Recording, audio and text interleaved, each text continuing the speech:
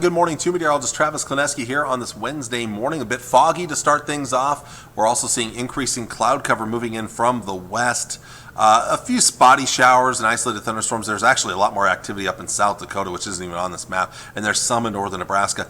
But it's these areas right here that have actually a few showers that are moving through this morning as they're moving out of Colorado into southwest Nebraska. And that activity could actually make its way towards the Tri-Cities later this morning into the afternoon hours.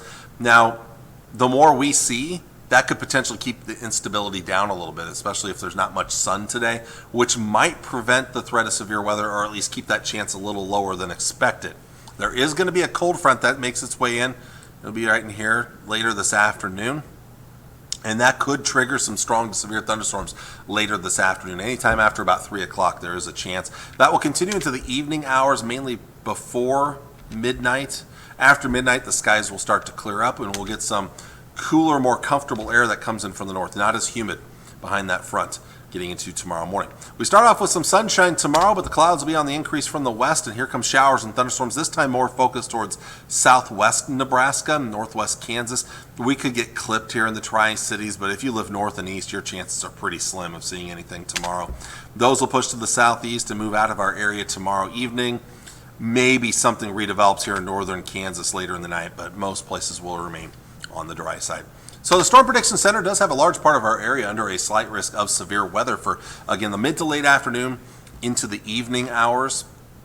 A lower end marginal risk across the far north and the far west. What kind of threat are we looking at? Well, first off, I think hail could be the biggest threat. Some hail possibly over 2 inches in diameter. Wind gusts of 60 miles per hour or stronger are possible with the strongest storms. And not a 0% chance. There is a low-end chance of an isolated tornado with the strongest storms as well. Now, the severe weather threat will be much lower for most of us tomorrow. The Storm Prediction Center is mainly looking off to our southwest. I really do think, though, these areas are in McCook and Imperial, maybe even Phillipsburg, Kansas. We'll have to keep at least an eye on that chance of severe weather, though, for tomorrow.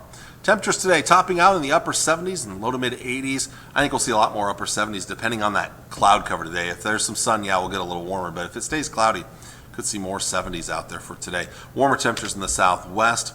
60s tonight, maybe some upper 50s, and that's tomorrow morning as that drier air moves in from the north. Tomorrow highs, upper 70s and low to mid 80s. Drier air in place, not as humid. Look at the panhandle, much cooler out there.